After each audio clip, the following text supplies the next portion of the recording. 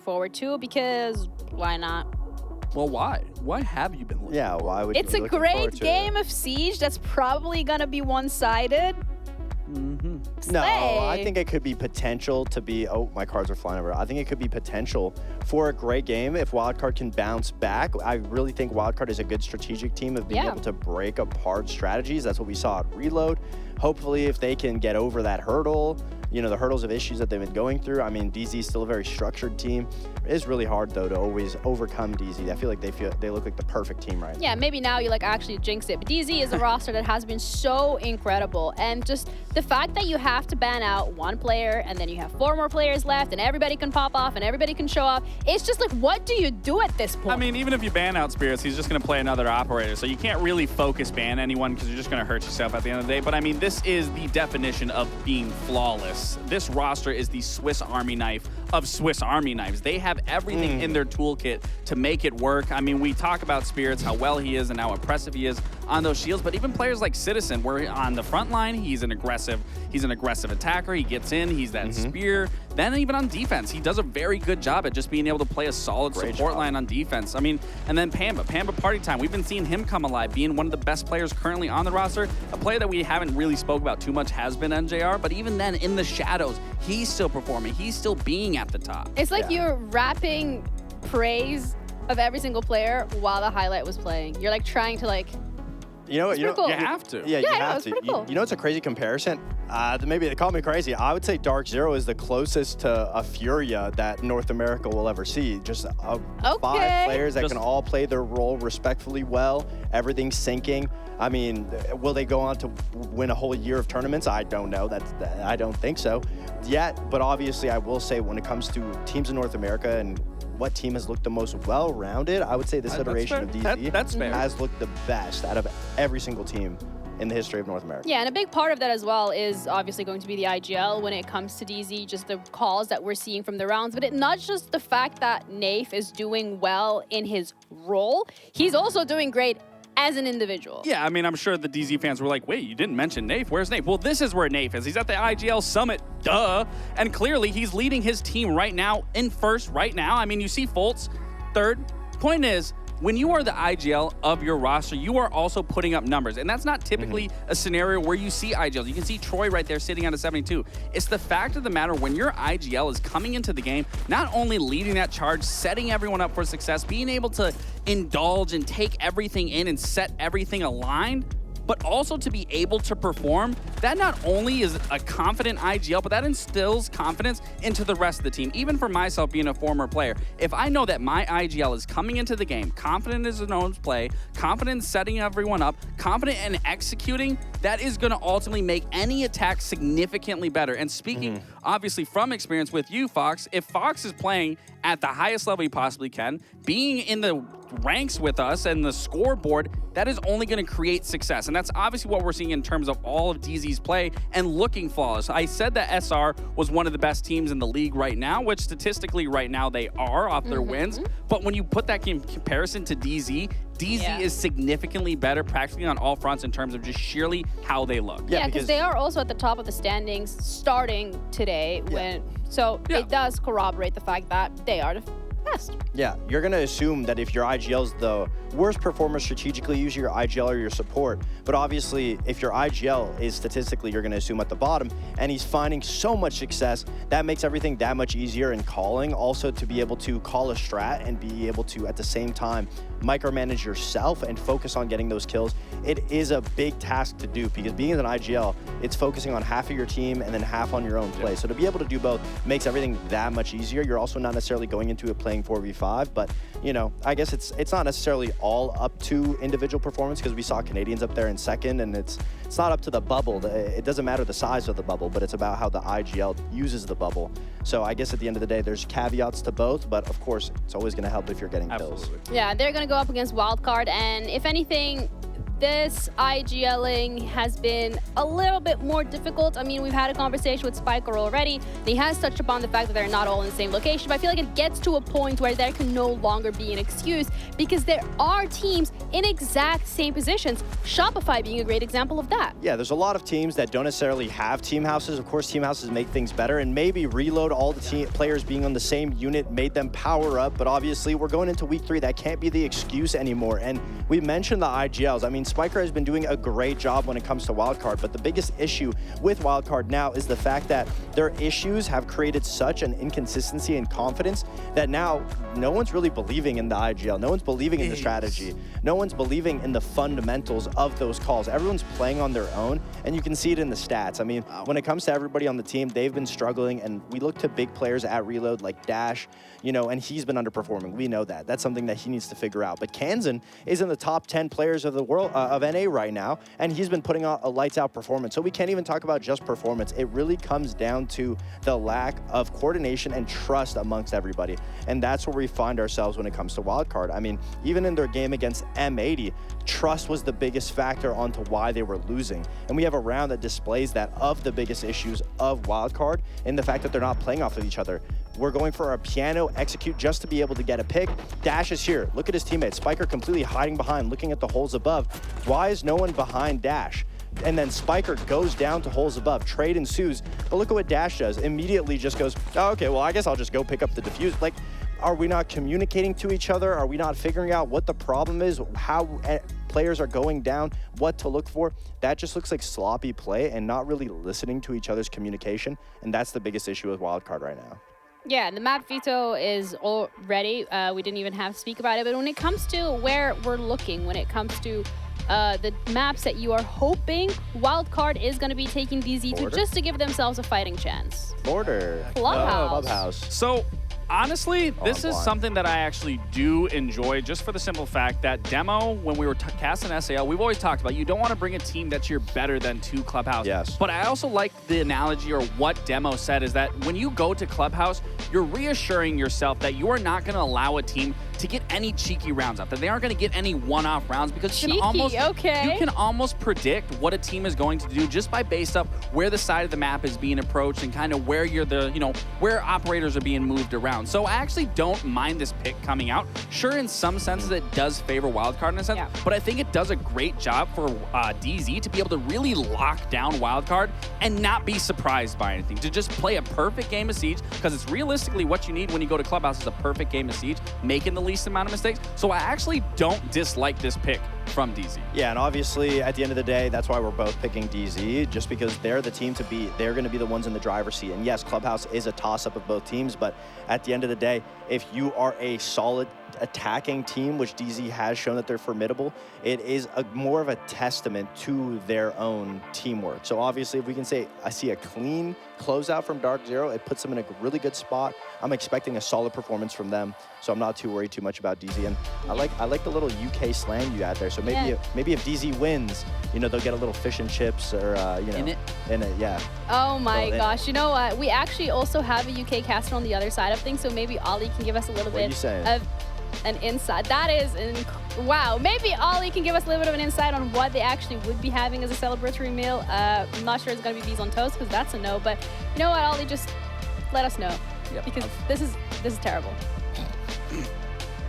Ginny, thank you very much indeed. We will have to ask Darkzero if they are successful what they do have as a celebratory meal, but we are getting ready for our next matchup of the day.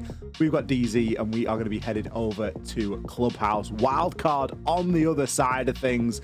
Now, Fox likened this DZ roster to Furia. Now, we kind of felt like he was cooking a little bit. Yeah. I did a little bit of digging. The last time that this map was played and won by Darkzero, they beat Furia on it.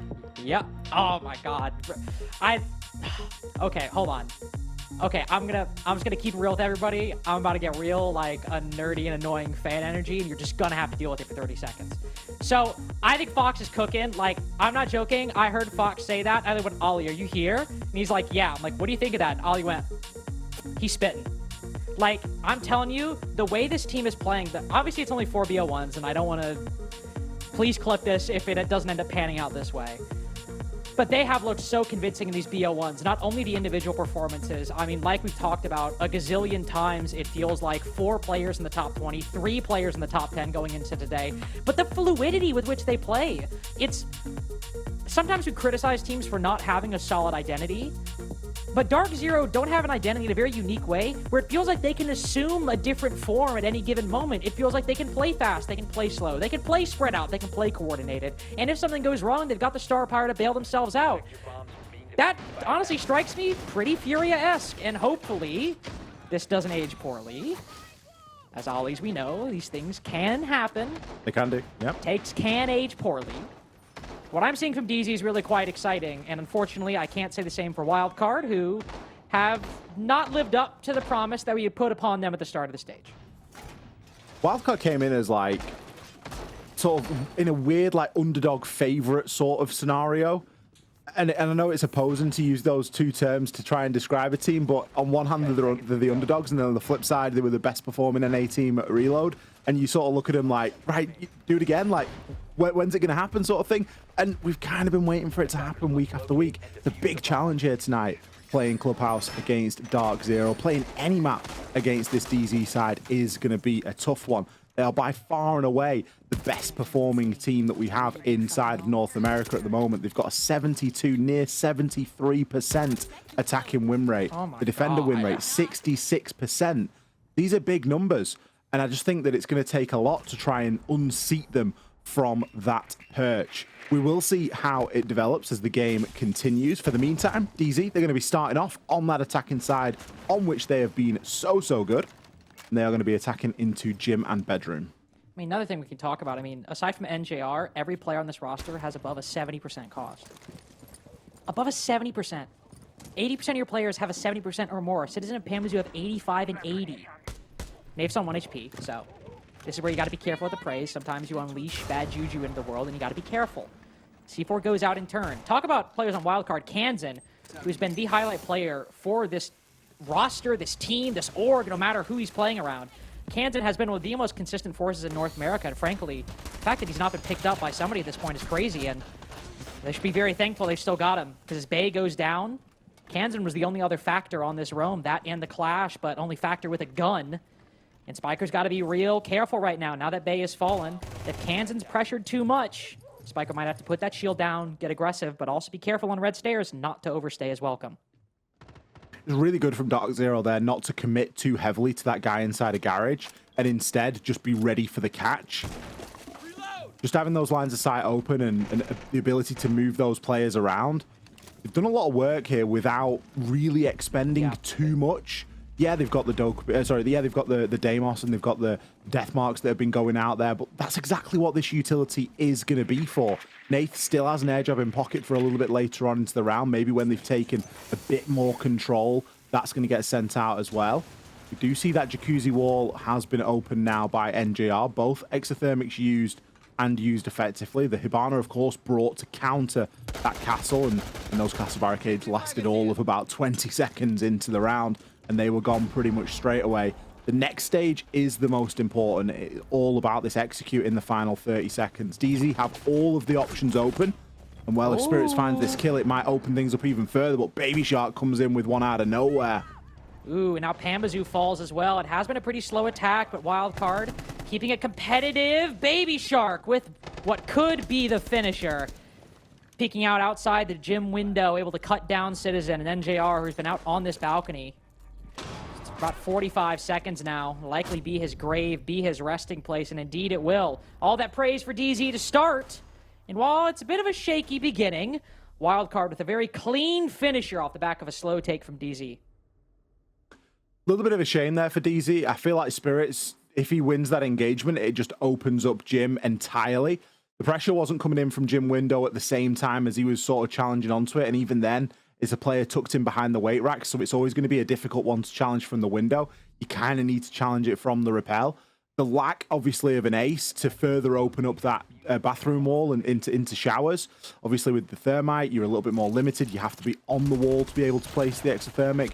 If an ace is there, you can often open that up and flush that player out. This is the engagement I was referencing there. Just unfortunate that Spirits decides to smoke at that moment, probably to get a bit of a better swing onto things. And it's Baby Shark in tucks behind the weights that does the business. And picks up Citizen as well on that gym window. So a little bit of unfortunate timing there for Darkzero, but Wildcard reacted really well. They lost a player out on their own, but realized, hey, it's not over. Let's retreat back to the site. Let's play where we're a little bit stronger and get the job done. They didn't overpeak and they didn't overextend. No, really excellent resilience. I mean, I was already thinking to myself, like, oh, Kansas still here, Spiker's still here, they got to fall back soon. And right as I thought that, they did. Even honestly, like, I think they probably should have done it 5 to 10 seconds prior, but I'm not going to blame them for getting more than they bargained for. Not going to blame them for getting a good deal. That's happened a few times tonight for you. You've been sort of thinking something. It's like, you need to be careful what you're thinking. I mean, yeah, and you know, it's really great and really good evidence of my, you know, prowess, because I'm the only one who can verify that I actually thought that. So, you know, that's how you know it's good. You just have to take my word for it. That's how you know it's true as well, obviously. Exactly. That's like ultimate truth is when it's completely up to one person's subjectivity. But seriously, I'm very glad with Wildcard and their resilience in the first round. We'll see how they do in the second. CCTV cache, a bit easier for the attack, I would say. And something we actually didn't talk about much were the bans. Cade banned it. I don't think if you've seen Clubhouse at this point under the new ban system, pretty common early bans on the defense. But Blackbeard and Ying taken off the board will leave 2 different shields in the possession of DZ, of course, but particularly Spirits. Now, you know he can play the shields. You know you're going to be ready for it. Or you know you need to be ready for it, but how will Wildcard deal with it? We can see Spirits creeping over by the jacuzzi wall right now, all of Con being cleared within 1 minute 10 seconds, seeming like we're going to get Spirits to take this control pretty quickly and then maybe rotate from there. Big emphasis on hard breach as well in this round from DZ, bringing all 3 primary hard breaches. There should be no excuse for getting everything open. Selmas have been spent. Oh. C4 is going to go into that sort of no man's land between not getting the kill and not getting the Selma, and it's going to be Pamba to open up with a kill onto Dash, knowing that there's someone below him. Well, Pamba's not finished. It takes a second onto Bay. This should just be a tap into the back of the net right now for DZ. Yeah, I'm not sure if Pamba's got the kill, and I'm going to be honest. I mean, you may disagree with me. I feel like that whoever threw that C4 got robbed a little bit. Can't even lie. They just kind of, they've got nothing. It was, you know, don't get the Selma and don't get the kill. Don't even get any so damage. Unfortunate. Don't even get any damage. Like, based on that placement, it looked like it should have got something at least. I feel really bad for Kansan there, but still, that wouldn't have affected Pambazu opening things up on the 2 separate players, Dash and Bay down. 50 seconds remaining. I mean, you got, sure, it's not 3 drones, but you got some utility to reset. You've got the flanks pretty well controlled just because Wildcard can't really rotate all that far. Baby Shark's going to want to play below for the C4, and then Kansan and Spiker probably going to have to hold down the site. But Darkzero have all the right positions. Pambazu down below. Blitz getting ready to hop in the CC window. He will push up, and that's a big win for Kansan. Big second win on a Citizen. He's isolated 2 key 1v1s, and so Spirits goes in for the kill. Smart move, good reaction to put Darkzero back in the lead, but not clearing Garage. Will it be that original sin? Will it be the poison in the well? A Spirits caught in the smoke, caught in the spin cycle, will reassert his boundaries, will reassess. And alongside Nath, clear out CC. Only 7 seconds remaining. How much intel does Spiker have? No C4. He's got to take this fight. But the Blitz moves in around the corner. There's not much he can do. Spirits even wasting time, not getting too aggressive. Keeps the shield up to make sure that defuse goes down. And then he takes the engagement once round 2 is secure. We know that Spirits is a good shield player, but boy, oh boy, he played that exceptionally well on the Blitz. There's a lot of areas of vulnerability, especially when you're in those close quarter engagements. He did a fantastic job of isolating players there and knowing exactly when to push and press the point, and also when to just back up for a second and get a slightly more advantageous position to work from. Super close round. And honestly, from going into that and seeing just the control and the level of sort of map dominance and control that DZ had, they had everything very early on, but it took them a long time to translate and to transition that into an actual execute where they are able to get the plant down. Kansan with a couple of, well, 2 there, massive kills. And to be honest with you, when I saw him activate the goggles, I was like, oh dear, this is going to be one of those moments where the Blitz just kind of forgets that the Warden is the best counter for him in that sort of situation. And if he flashes and drops the shield immediately, he's going to be met with a flurry of bullets. As it stands, DZ, they stabilize, level things up 1 round apiece. Attackers are moving out to locate a bomb and defuse it. Let's see how they move from here. As I think something that is worthwhile to mention, a very peculiar site rotation, Ollie. We start on gym bedroom, then CCTV. Now we go to basement. Maybe just something small. Something small just to try and trip DZ up a little bit. But now I think we with will the go bans, to this site. is the weakest site though. Why is that? Well, you got the K ban, you've got the bandit ban. You're gonna struggle to hold on to triple wall. It's impossible to hold on to the hatches. You're gonna be left with impact tricks. They've got a couple of impacts to be able to do that with, but this is gonna be a real bread and butter attack for DZ. Well, and especially with the tools you see that they have. Obviously, you have the Blitz to open things up, but I know I've talked about them a lot tonight. But you got the Grim, too, and for a position like Blue, that's so claustrophobic. Just a couple Bs go in there, and you really can't enter that position. Of course, it's fine right now, is within the first minute. You can see Baby Shark taking that long line to make sure that they actually can retreat safely. And I like the discipline from Wildcard. We saw the early investment up top, put some reinforcements up there, force them to clear it, and then you just immediately fall back because you don't need to. Especially, as Ollie pointed out, without the Cade on the board to delay those hatches, you really don't want to give DZ any more opening because they're already going to be able to get those hatches pretty easily if no impact trick comes through, which there are 3 impacts on the board and a C4. Could see some counterplay through the vert holes. Especially with no Hibana. Hibana typically fantastic at countering that impact trick. I'm also quite intrigued as to why there's not a mirror window placed on that church wall. I know it's likely that the church wall's going to get open, but it could just be a little bit more of a deterrent. It looked soft on the overview there. We can see it's actually confirmed as being soft. Selma will be deployed onto that. Obviously, it can be shot through quite easily, but it looks as though that is going to fly. Look at the position Citizen's got himself in, by the way, inside a moto. Oh! Really risky counter swing by Dash, but it pays off. The Citizen falls off the angle. He swings forward. It's still DZ with the advantage, though. The awkward thing about this soft wall, you actually will have to rotate Pambazoo into position to open up this wall and allow Spirits to run through.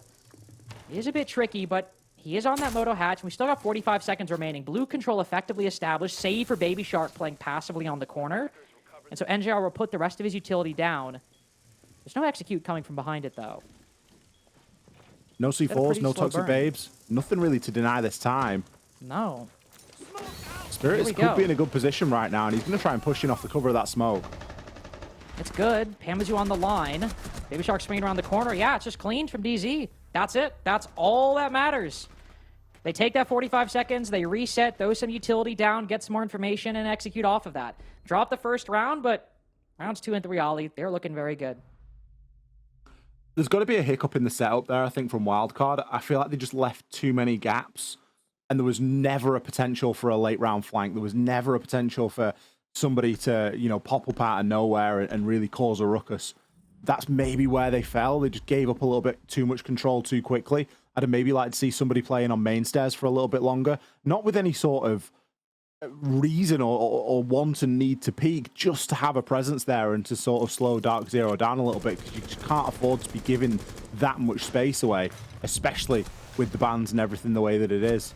I thought it was a nice touch from Citizen there to try and stay alive by shooting one of the new ingredients there, popped on the wall to give himself a bit of cover, but I think he was maybe clutching at straws a little bit for it. And as we can see, it didn't really pay too much attention to what ended up happening for him. He did get sent to the cameras, but DZ come away with a round win.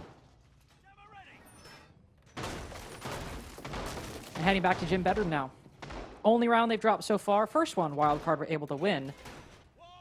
Talked about resilience, and it was very much, not only in terms of how the round played out, but also in the formality. NGR got the first kill on Bay, and Wildcard were able to withstand that, come back and win from a man disadvantage. Bay was playing Garage before on the Azami. This time he is now split to the Clash, which we saw Spiker playing. Now Spiker's playing the Mira, which Kansan was playing before last time, so now he's bringing the Mute, but nobody's playing Mute last time. So the trail ends there. Seems like it's going to be a pretty similar setup, though, Ollie, from what I recall before. Still, I think we had the Mirror window on the double wall last time, but still a lot of the same operators in the same positions, even if the players have changed pretty dramatically for what they are playing.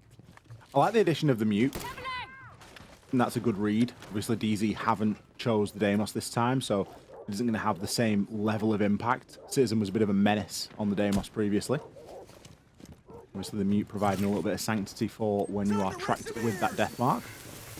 Nothing going to stop the wall from getting opened nice and early. That exthermite can be placed nice and high from Nath. He's switched over onto the thermite instead of NJR this time. Spirit's still going to be rocking that glass, and we didn't really see the true potential of it. The biggest question mark, I guess, is going to be the Cali pick. It's fantastic for opening a lot of these castle barricades and the hatch, of course.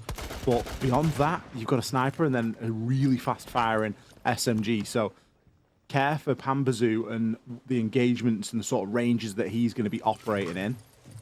Now, the across clear didn't really have too much... Oh, that's a bit of an oopsie from Spirits. He's not having too much luck with those smoke canisters tonight, is he? No, not really. Thankfully, you do have Pambazoo with a lot of redundancy, so you can rotate him over and... Ooh, C4 goes out. Ooh, and destroys that exothermic. Really nice lineup from Spiker there. It's Nafe's last one. No more hard breaching. That is actually a massive pickup. Jacuzzi wall gonna remain reinforced for the rest of the round. Holy, that's big. Not too much that can be done with that sort of a height of an angle as well, because it's not something you can take advantage of on the rappel. You're kind of going to have to be stood next to it, peeking it, and it's not really an engagement anybody wants to take. Bay going to start to feel the pressure as Spirits charges on in now. He's going to get head-to-head with that clash. Ooh, head-to-head with the clash. Tags Cans and Nafe also on the cutoffs. Look at how quickly Darkzero have rotated. They fail to open Jacuzzi wall, and immediately 2 players on plat. Spirits pushing in. Nafe holding the construction cutoff and gets 2 kills. One on Aroma rotating back, and one on Baby Shark trying to play the bridge. Bay hops out, though, and catches one on Drone. There's another prone beneath, and it's Nafe's 3rd. Gunning for a 4th, potentially, as he looks towards Logi. But not only the confidence in each Darkzero player, but they trust they have in each other to make that rotation work. Everybody take up that position and not let off the pace for a single second. A Spiker, as one C4 goes out, it will cut down Nath, and Wildcard have just a little bit to breathe. The speed of that rotation is crucial, but it might not matter at all as Dash picks up another and levels it out 2-2. There's 20 seconds left now, but remember, Jacuzzi's closed. This is going to be a hop-in. No! Spiker rotating right in front of the window, caught lacking, Dash still going huge. We've looked for so many good games from him, and he finally shows up after weeks of poor performances. 4K into a 1v2 to keep Wildcard in the game. This is slightly off topic, but I had a really difficult decision this week because these two were playing each other and I wanted to make a substitute in my fantasy. Dash was my lowest rated player and I wanted Nath. So it was like, do I get rid of Dash or on the chance that they're playing each other and one of them's going to do quite... It was a very difficult decision. I chose to keep Dash and I, of course, picked Nath up as well. So I'm happy regardless of the outcome of this game here tonight, Lynx. But what a close nail-biting round. Honestly, I thought that DZ had nailed it. You mentioned it in the cast. As soon as that Jacuzzi breach fails to open, everyone's sprinting across to the other side. And if that Jacuzzi breach had been opened, there's no way Dash would have been able to play there to the same effect. So a huge swing for him in that round.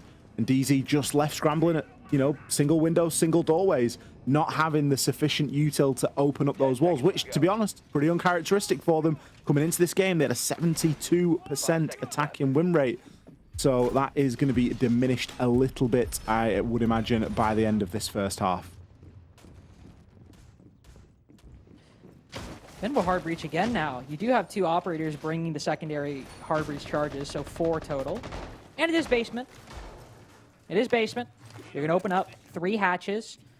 And the last time, as we saw, Wildcard kept that triple panel soft. Who knows if they'll do it again? It is possible. We'll have to see later on.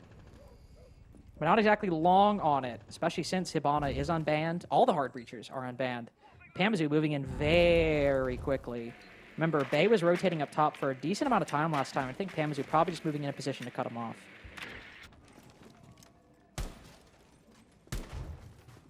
Amber does have a great line there through the bottom of bar, and you can see some drones working ahead of him. A full stack, a full roster of players ready and waiting to be tracked, and Spirits already starting to zero down on a few. Kansan playing at the top of these cast stairs. We've seen him do some damage from this position before. He hasn't really got the same level of support or utility around him. He does have a mirror window to play off the back of. He has got Bay, but that's about the limit of things at the moment. As Bay gets droned there inside a garage, he's going to be forced down. Ooh, Kansan able to light him up a little bit. C4 goes out, but Spirits... I feel like that C4 went off. I'm not entirely sure if Spirits is still alive, but either way, he somehow gets away with it. Bay 2 trying to vault over. I was going to point this out, but it's gone even worse than I thought it would. Oh, he's not actually sure. Going to spot the Castle, who is the main support and is actually, I think, yeah, was around blue stairs. This is what I was going to say. Unfortunately for Wildcard, despite having 2 people up top, did not really have anybody playing around blue stairs aggressively to actually help their entry back. Really nice play by Dash, but still a 4v3. So as a result, Darkzero not only felt confident to flood in, there was also a lot of people cutting off those rotations back to the site anyway. So good read for Darkzero. Only a minute remaining. Sure, you lose Dash and sure, you lose one guy and Baby Shark is 1 HP, but they'll have to make good on this utility with only 50 seconds remaining. I think the problem that they're going to have at the moment is that it's going to be down to Citizen to swing that hammer and open up a lot of this vert. Ideally, Pambazoo would have still been alive to do that with the book and the skeleton key, and it would have happened a little bit quicker and a little bit safer. As it stands, it looks as though they've already got people in very key positions. NJR inside of blue, and Spirits, he's going to be locking down inside of Moto. Albeit he's flamed off for the time being, but he still has a death mark left, and he should be able to track somebody. Ooh. Look at this rotation by Dash. Baby Shark calling somebody's in Moto. Dash moving in, but instead he swings main, and Citizen is ready for the cover. Nafe now moves down, spotted, but easy pickup on the diffuser. Ooh, a little flick by Baby Shark there. But Darkzero just have the man advantage. They've got the lead. 5 opening picks in a row, by the way, and now 3 conversions. Not 100%, but they're still keeping it close in a game that's proving to be decently competitive. It's a good back and forth game so far. It isn't horrendously one-sided. I think that last round is probably one of the most defining rounds that we've seen so far. DZ with a super quick clear. Yeah, they lose Pambazoo early on, but it doesn't really slow them down too much. Look at this. We've got a brilliant like free view there of just seeing multiple guns all trained in one direction. Darkzero really committing to that roam clear. And quite rightly so. If you're attacking the basement, you need to full commit. You've got to have everybody pulling in the same direction. And if there's a couple of players upstairs off-site, get them cut off and get them dealt with. It's always going to make your life a lot easier in the later portion of the round. Wildcard choosing to mix things up, choosing to stick to a bit of a rotation here and take us up to CCTV for their last defense. Of course, a very close round last time, single-handedly won by Spirits on the Blitz. This time, he will be playing the Monty, but still a good support of hard breaches being brought. Not quite the 3 that we saw in round number 2, sorry, but still 2 hard breaches. Yeah, they went a little overboard last time, didn't they? Honestly, you should have taken one of those hard breaches from round 2 and put it in round 4. This is what I'm saying.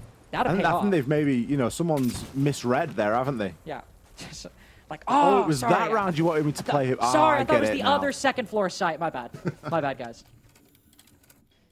It's a pretty standard setup, though. I mean, you got the 2 hard breaching, of course, and the thing we introduced off of it is Pambazoo floating from the Hibana to the Gridlock. Probably going to focus a lot more attention on Garage with Spirits on the Monty, and maybe going to put the track stingers up on the rafters or on the stairs. And either way, it's just good for flank watch. You're not going to complain. Especially once Pambazoo puts it all down, he can just focus on using the F90, throwing the nades, let him do his job as the entry.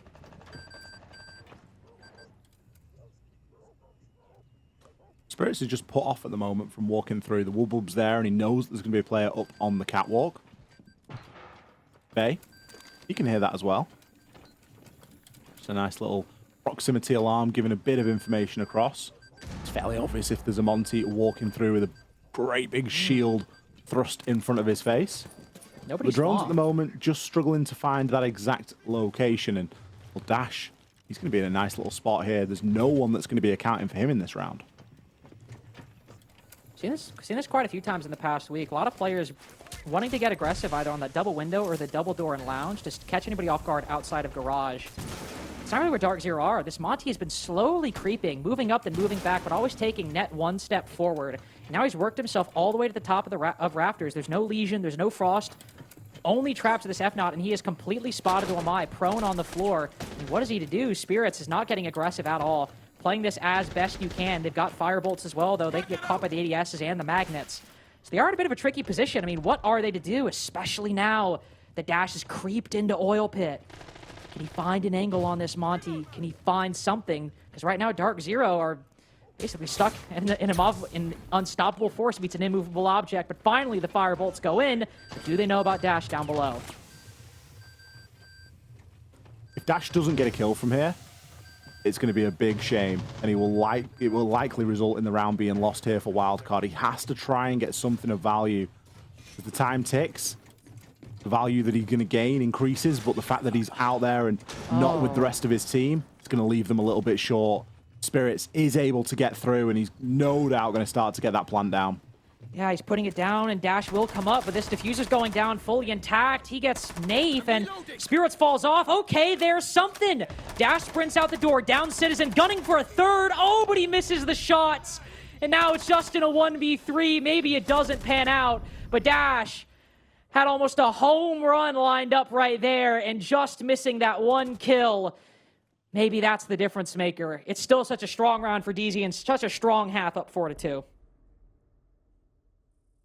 DZ make it look so simple. All they did was take Garage and open up CCTV wall. There was no frills. There was nothing else going on. It was just as plain and as simple as that. Get a Monty. I think the Monty must have used an EMP to disable because there was so many magnets and ADSs in and around the player on Catwalk. You were thinking there's no way a Capital bolt gets through. And sure enough, he gets cut off. He gets burned from one side and shot from the other. Good synergy from Darkzero. That much can be said. And a 4-2 half, they will be more than happy with that. Switching over onto that defense side right now. And this is really Wildcard's time to prove themselves, in my opinion. I think it is too. I mean, obviously, we've done a lot of hyping up DZ for fair reasons. But now they've gone up 4-2, where Wildcard really have needed to improve has been these defensive sides. And as we have it stands right now, we have Dash putting in really good numbers. Dash has been one of the weakest players, not only for Wildcard, but in the league as a whole. Baby Shark, same story. Sure, he's not 10-4, but 5-5, putting in good work. It's the other players who are actually slacking a little bit on the Wildcard side, but if we can see them start to pop off here, start to make things competitive, this is the side where it'd be really impactful to see Wildcard make this a close game, especially starting on CCTV. No matter the op lineup we see them bring, if they're going to go for a garage take, I want to see really strong coordination clearing out garage. We've seen a lot of disjointment in the Wildcard calling. Dash ahead in a different position, operators changing hands pretty frequently. I want to see them look at a position, whether it's Con or Red Stairs or Garage, and even if they don't win the round, I want to see all of the pieces work out there, them take the control. I want to see the plan and see everyone trust in it and everyone do their part. Thermite and a Capital to be banned out as well. Not exactly what you would call meta operators. Obviously, Capital has a ton of usage on this map, don't get me wrong. It's going to leave open quite a few toys for Wildcard to play with. The Thermite maybe being the bigger surprise out of the two, and it is going to force out a Maverick. Spiker going to be looking to try and get open those walls, delete those reinforcements, make way for Baby Shark on that skeleton key to start opening some things up. The jacuzzi has been opened nice and early as well.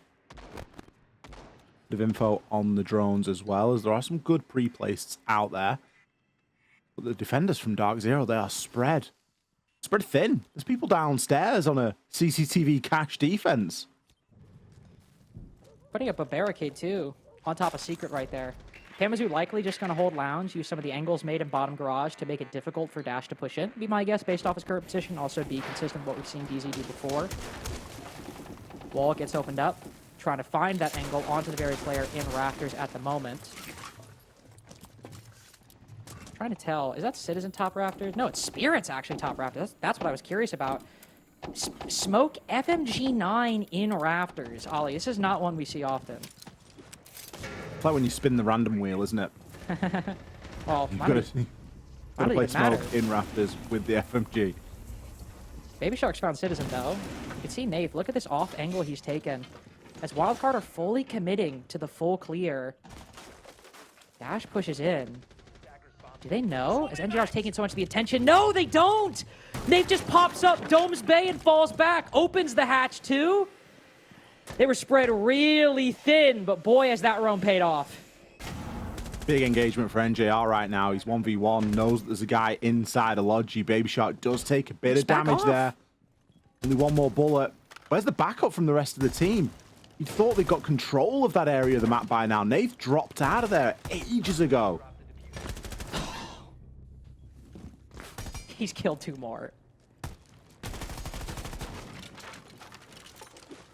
He's trolling them. He didn't have to do all that. Ollie, he didn't have to do all that.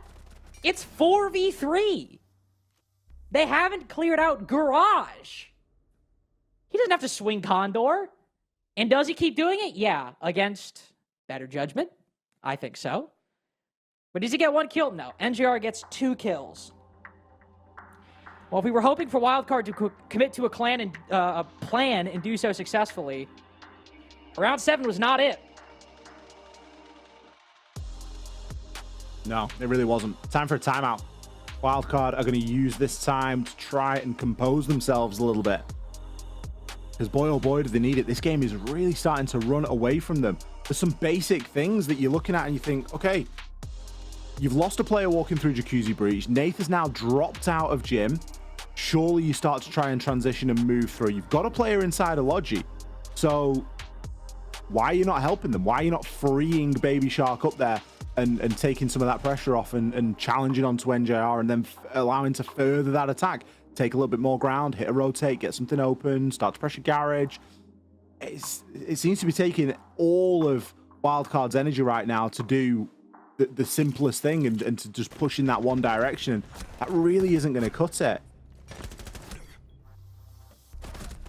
No, it's not. And it's unfortunately characteristic of some of the problems we've seen them have on attack previously.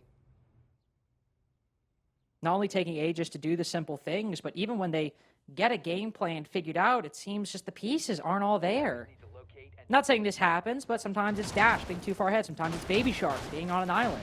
Sometimes it's Bay just not being put in the position to pop off. Kansan also having a uncharacteristically rough day so far. 3 and 7. I mean, take the tactical timeout. We'll see how they can improve. Clubhouse is not particularly defender or attacker sided one way or the other. It's a very played out map. Very well known map. You can find a way back on either side here. If Wildcard failed to do so in round 8, it'll be up 6-2, and I just don't think they've got a 4-round comeback in them. That's what it comes down to now, isn't it? Mentally, have they got 4-round comeback in them when you look at the side of DZ? You got Citizen on 2 and 7.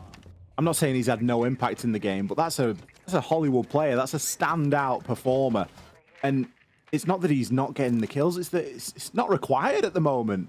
NJR 10 and 4, Nath 8 and 4, double positive, Spirits 5 and 2. There's not enough kills to go around at the moment for everyone that wants one on the side of DZ. That's the big problem that they're facing. It's a lack of kills that are available. There's no shortage of players that are able to get them.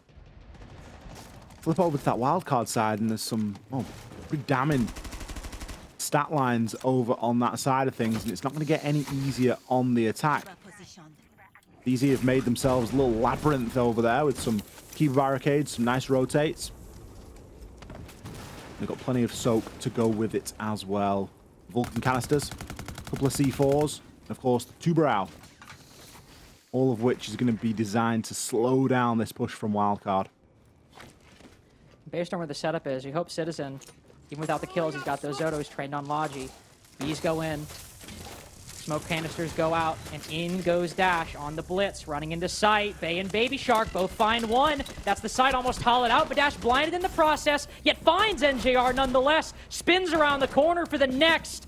This is the kind of round we needed to see. All the pieces placed, the setup established, and Citizen boxed out of his own bomb site. He got 2 kills too. Started 2 and 7, now up 4. But the diffuser's down. The whole team's collapsed around him and collapsed ages beforehand. Got no way to retake right now with that fire in his way, which has given time for Wildcard to completely set up in their post-plant positions. 1 in Logi, 2 in Logi actually. And 1 over by the gym hallway. Nothing you can do. Might have taken a brief intermission in round 7, but after the tactical timeout, that is what we needed to see from Wildcard. Much better from Wildcard. I think they've pulled something out of their back pocket there. A nice little pocket play. Everybody knowing the position that they need to hold. DZ maybe just not aware and not ready for something quite so quick and effective. The rounds up until this point have been fairly slow going. Everything's been fairly well telegraphed. That was blink and you miss it stuff. You've got a blitz that's able to push in aggressively and start to gain a lot of control very quickly, getting themselves in and, of course, taken out. But there was the backlash for it as well, the drop in through Logi and the players that were able to move through and start to get that plant down.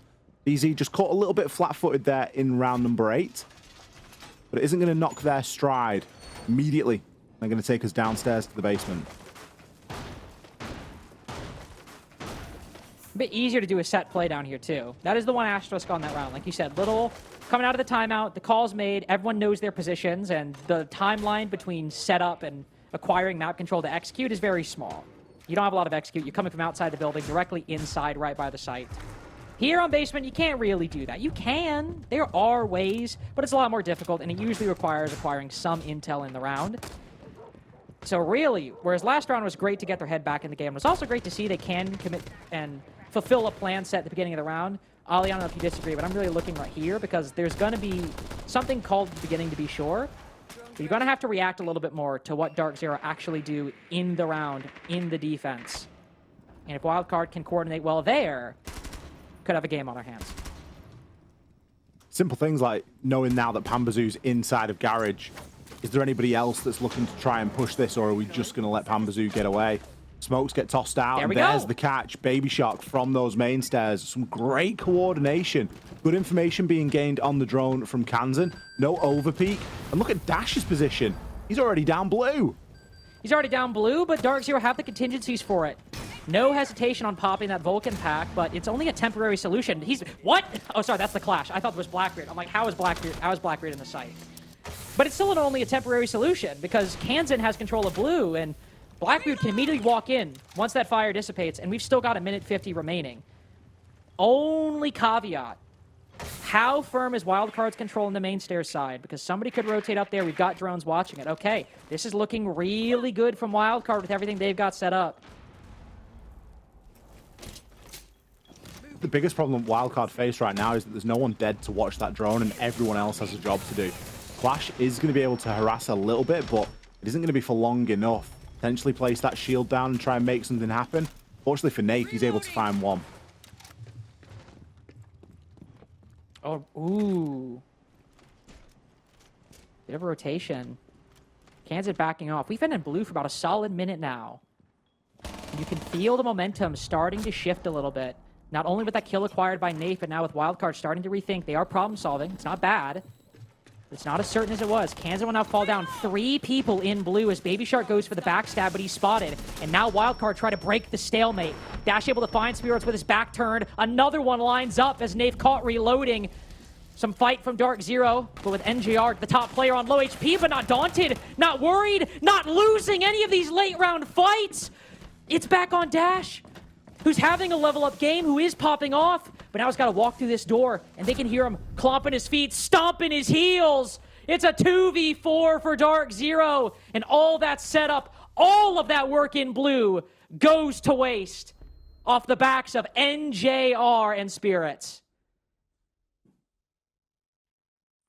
It's a shame as well because you look at the way that Wildcard played the opening portion of that round. They get the pick so early onto the player inside a Garage. The catch was great. The drone work was good. There was a real focus. And I think it was at that point that the round started to fail. The best point, the highest moment of that round for them, the way that they were able to pick that opening kill was also the lowest because the immediate call after that was, right, push oil pit, push down blue, we're just going to take it. And immediately the momentum starts to drain out of it. Vulcan canisters slow them down. Ingredients around the map further slows them down. And it just doesn't have the desired effect. They would have been far better off just accepting that they'd gotten that opening pick, secure some flanks, and then start to work on the site. As it stood, Darkzero, they had far too much space to operate in that site. And NJR, Citizen, did a fantastic job of keeping hold of that. NJR clearly on a bit of a heater here today. Darkzero obviously not happy with the way that things have gone in their entirety, though, and they are going to choose to take a tactical timeout now. This might be a little bit more to do with what happened in round number 8, I think, than necessarily what happened in round 9. I mean, still want to be careful. I mean, when two of the rounds you've won have involved NGR going massive, But especially in round 9 with NJR and Citizen needing to clutch a 2v4 to actually win it in the first place. And sure, while round 8 is problematic, I think the more worrying trend is 3 rounds in a row, Wildcard have the opening pick. In fact, it's a 100% opening pick rate for the attack at the moment. Doesn't mean complete conversion, but 100%. The attack is starting off with a 5v4. It's always a worrying position in the defense. Thankfully for them, they're up 6-3. Thankfully for them, they're able to take that timeout and figure out what to do. And I think it's not necessarily Darkzero making a lot of mistakes early on. I think Wildcard, especially in that last round, just holding a cutoff angle, able to isolate Pamazoo is a very solid clear. But when Darkzero trying to figure out what to do, you are thinking that gym bedroom where you were caught off guard by that set play. You've just seen, they do it again. You've just seen Wildcard have a pre-made rush. They sprint in, that they commit quite heavily to, as you pointed out, Ollie. But you kind of have a feeling what the plan is. And if Darkzero's instincts are right and that pool isn't as deep as Wildcard might be showing it is, maybe they'll call their bluff. Something I'm quite surprised at is the bans at the halfway point in the stage is we get the Ying ban. I would have expected to see the Blackbeard band, to be honest, because that is... Shield. Well, the Blackbeard or the Blitz, either or, but both are something that Dash will play and has had quite a bit of success with taking that early control. For whatever the result of the round has been, you can't argue with the fact that Wildcard do use shields quite well to take early control of the map. Now, that's not game-breaking analysis, but it is something that they do heavily rely on, and then it sort of throws into question what happens for that second half of the round, right? If they take the early control and they do well off it, or they get lucky, then they may win the round. If they don't and they end up just on an island, then sure, they're going to lose it. But you sort of roll that dice and take that chance by leaving it still in. Well, look at it this way. You only have the option to ban 1 shield, so you know that, all right, well, Dash just killed Pamazoo. Another opening pick for the attack. But you know that the attack is going to play a shield, and you only have the option to ban 1. So instead, what if you just allow it, ban something else, and you try to counter it, which is, I think, what they're doing by putting Citizen on the Ella. He's used all his Gurjmot, so I'm really intrigued where these mines have gone. But that is, of this lineup, alongside the smoke canisters, the main counter to any of these shields. So maybe that's Darkzero's logic, of course. Does require that the shield actually run into it, and Dash doesn't have to run into them when he's taking a fight outside the building. Now he's looking to clear out Garage with 1 player up there. First nade absorbed. And Spirit's still on rafters with the FMG9. Still a curious position. He's making it work, though. And I kind of like the idea he's using the Toxic Babe canisters to stem the flow of attackers through there. Oh. We're going to see a bold push through there, and Baby Shark gets himself into the Hornet's Nest, but immediately taken out by Nath. That will allow Dash to take control here of Garage, and it starts to further this push from Wildcard. C4 ripped and ready in the hands of Nath as to give no audio away. With a man advantage and not loads of time left, still not looking bad for Wildcard here. They've got a bit of a plant setup if they want it. If they can get in behind that server, they have the cover that's being provided there on the rappel from Spiker. Of course, it's not Dash with the diffuser. It is Kansan.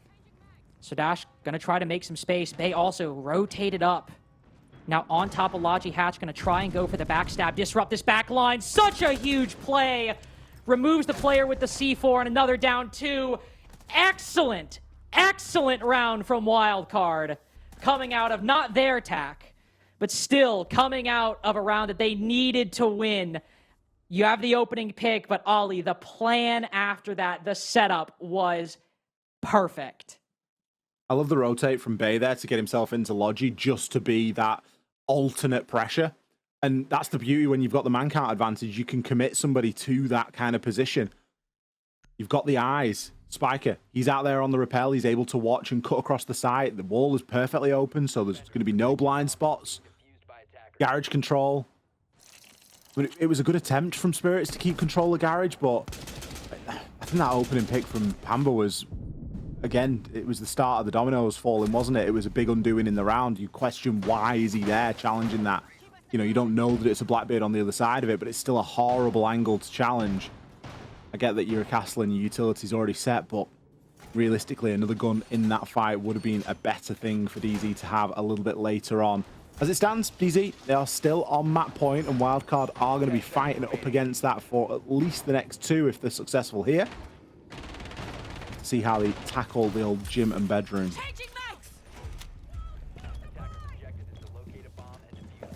It's the first round they dropped. I do want to point out, by the way, it's just especially weird given where it used to be a lot of Jaeger play. Every single round, save for one, save for that basement defense. We've seen a Jaeger. It was in NJR's hands twice. Now it's in Spirits' with the M870 of all weapons. Ella's still a factor, though. Clearly, the way Wildcard Darkzero want to try to counter the shield play from Wildcard, and it's nothing set.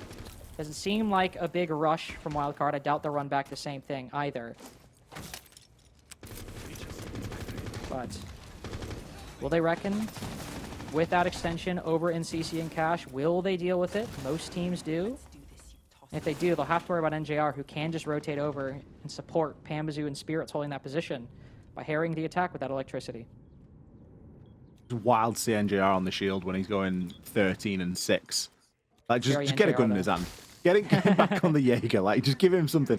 There's almost an argument to be made that there's maybe a lack of firepower here because you've got 2 shotguns and a clash. You know, you're relying a lot on secondaries there and people hitting the shots. Well, speaking of hitting shots, look at Pambazoo. Immediately swings on the window, gets the kill. Spirits with another. How's he found that? He just swung CC door and demolished Bay. Not like this. Not like this. The top red rotate, M870, they let Spirits slip the net like that? 2v4? All of that good work, all of that setup, the victory in round 10. Wildcard have time to reset, but Kansan's expended all of his utility. Spiker's only got 1 nade. This is such a shame. It's an abandoned theme park at the moment. There is nothing to go on. Pambazoo tucked behind his Kiba barricade. He can watch multiple angles from here. Spiker and Kansan both split up. Darkzero tucked. They don't need to move right now. They just need to let the time do the rest, and NJR can gather that info. There's going to be very little option, but for a single doorway push, the EMP goes out. I don't think it's going to be enough. No. Pambazoo with 1. Will the Ego swing the last, or will Darkzero play patient? Will they let the 1v4 do the talking? Will they let the round speak for itself? It is a shame, 1v3. It seemed like the promise was good on that previous round. Nafe around the corner with a shotgun. No, surely he doesn't win this. Surely he doesn't. No, shut up. No. 7 seconds remaining. Does he know he's Logi? No, he sprints! Right into Citizen. It felt so real. That was the harder engagement with the shotgun on the other side. But Kansan with no info gets too scared, too antsy. It's slim hope to be sure, but hope nonetheless. That ends in a Darkzero 7-4 on club. To quote a legend, why are you sprinting, Kansan? Not the time, not the place. A super close last round. It had no business being that close. That's usually we've been crediting teams for the amount of discipline that they've been showing and the patience that they've been showing, but DZ just kind of wanting to get that one done. In another universe, Kansan pulls off the clutch of the century there, at least the clutch of the night, and pulls it off, but not today. DZ with a good win over on Clubhouse, showing some very good fundamentals. Let's see what the break does for us, and we're going to throw it over back to the desk after this.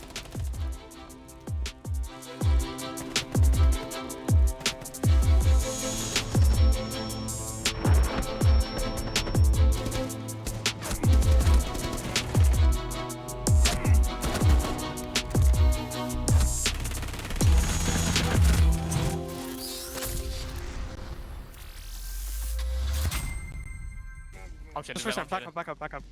Just literally no time. What? 1 HP, so 5 HP. Copy. Good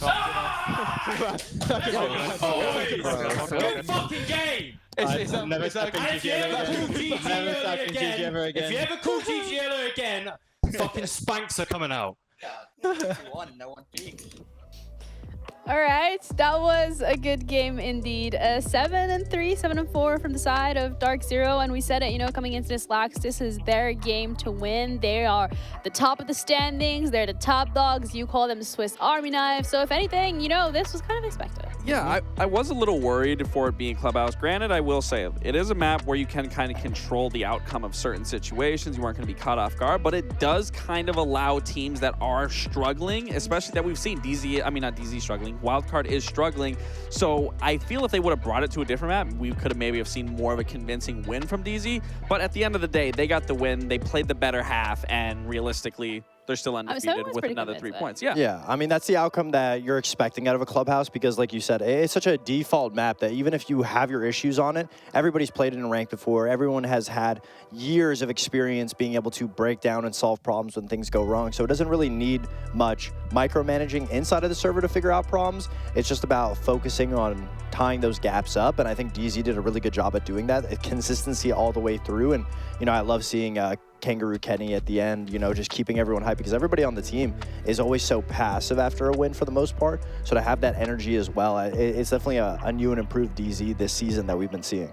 Yeah, for the Blacklight detail this time around is going to be NJR. I feel like at this point, every single one of the players on this roster has had the opportunity to be like in the spotlight, which is pretty good in its own right. Yeah, I mean, it's good that we're highlighting NJR because like I said in the beginning of this, we don't really get to see him too much. He's kind of just, you know, a little bit of a shadow, but he's getting the job done in his respectable role, and now we're seeing it today really come to life. Yeah. I mean, NJR in that round specific right there in round 8, he really brought that back for the team in an unwinnable situation. NJR could just make magic happen, and it's the whole reason why, again, we talk about Darkzero and how well that they looked at. When you look at all 5 players, and I like what you said, they kind of remind you similar to a Fury, that you can rely on all 5 players they were still winning in their own respective right. Yeah, when Furio was still winning, quote unquote, but DZ is winning, and everybody on the team can pop off, and it's nice to see NJR have a little bit more success in this matchup because since they've revitalized the team with bringing on Spirits, adding a lot more elements of aggression, NJR has always been that person that we looked at to hold a position and be able to lock it down. If you tried crossing through a window he was holding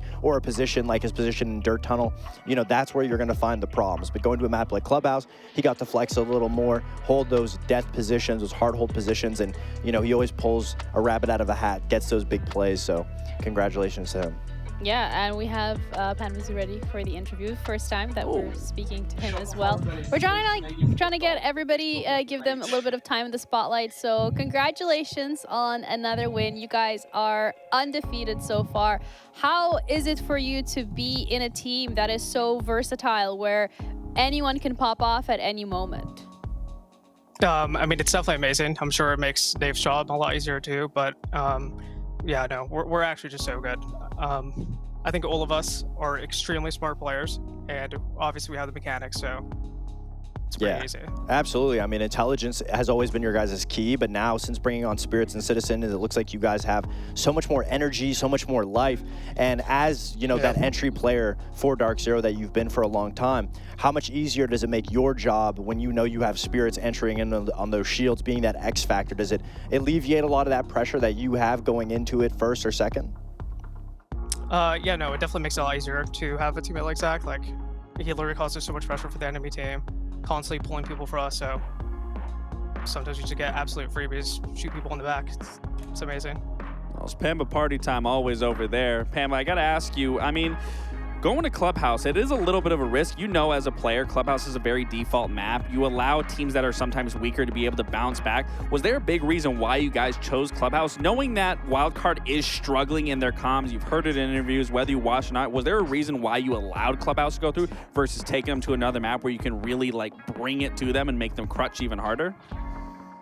It definitely is kind of a basic map, but with the new ban system, I think the better team will always show, even on a map like Club or it's quote-unquote basic. But it also is, you know, one of our best maps. I think if you watch any game, we always have an absolute dominant performance. So no problem taking a team like Wildcard or Club. For sure. All right, well, thank you so much for your time for the interview, and once again, congrats. We're gonna let you go, and we'll probably see one of you guys around pretty soon. Yeah. Okay. Goodbye. All right. Yep. I mean, at this point, right, but it's like, who's actually gonna be taking down DZ? we're gonna have to wait and see. But for you guys at home as well, a reminder when it comes to Element, because the qualifiers second one start tomorrow. Got the dates right. Is that right? Again, slay. But Lex, I think I'll ask you this time. Yeah, 'cause I mean, I I'm know just- you're like a serial tier 2 hater, but I'm just trying to tell if that's rival, but I mean, it's not that I'm a tier 2 hater. I just didn't play in tier 2. But the fact of the okay, matter weird is, flex, but okay. joining Element, again, it's a good showing for any player that wants to test their limits in terms of competitive. Sure, ranked, champion ranked, you know, that's to some people, that's their highest pinnacle, but Element can be that next pinnacle for you to really test your proving grounds, really test yourself as a player. And if you can muster up 5 friends, well, 4 friends, you being the 5th, you can really bring it to light and really see how well you can compete against other competitors and possibly make your name in the T2 scene and then possibly make your way into T1. Do you have 4 friends? Like, would you be able to like rock up to Element tomorrow? I got Fox, I got Skies, I got, who do we pick up? Yeah, actually, yeah. Who would you guys pick up to play in tier 2, and then how would that go up EU, against like Cruelty? Skies, Vert. Yeah, we could get Vert. We could get, I don't know, like Thinking Nade. Yeah, I think that we could make something work with that. Could you? Bosco? Yeah, we could get like Pengu, like bring True. Pengu and Fabian back. Sure, I think we can make it work. Yeah, Fabian, but Fabian's like on. we could be Cruelty. I'm sure there's chat right now just talking about I miss the old rec right now. Yeah, we could get Retro and Mark. We would Just reset. Would yeah. you beat Orglis? Yeah, we'd Yeah. beat Orglis. We'd beat Cruelty. I think we'd be top 5, top 4. Yeah. Okay, I think so. respect.